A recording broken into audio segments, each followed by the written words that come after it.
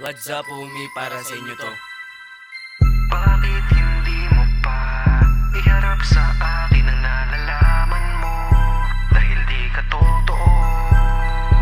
Mga peking kaibigan, mga tunay iilan. Di marunong rumispeto pag sumama na sa bobo. Tas maraming sinasabi, kala mo ay totoo. Mga feeling kapatid sa aking chikas na bilib. Magaling na humarap, kayang-kaya maglinis ng pangalang madumi. Mga dugyot ay kapusing magaling na sinungaling. Kuwang-kuwa yung ugali, makadagat lang ng arin. Kahit saan na siya kumapit, basta merong mapalit. Galawang ko sinasambit sa kaibigan niyang kabit. Nilalaro ko parang bit sa daming peking kaibigan. Kayang-kaya yan iwasan at hindi to papatalo. Pag ikaw ay nakalaban, kayo wag mo na subukan na yung gilid ko. Bakurong baka ikay matuluyan sa iyong sinapupunan. Mga feel like katunay, kala mo di sumasablay. Pero di ka ang patunay, gumalaw kapag mahusay. Bakit hindi mo pa iharap sa akin ang nalalaman mo?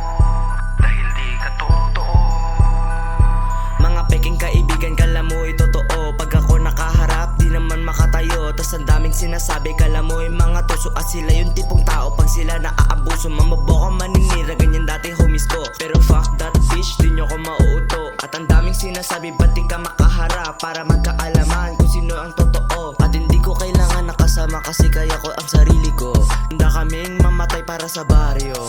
Alam niyan, yan si Pat paano dumayo. Mawala kami basta-basta malabo. May panalangin, bakal na tosaryo, kami nakasangga nyo. O hindi ka iiwanan, kaya palag-palag kahit saan napapalaban. Sige, palag na to.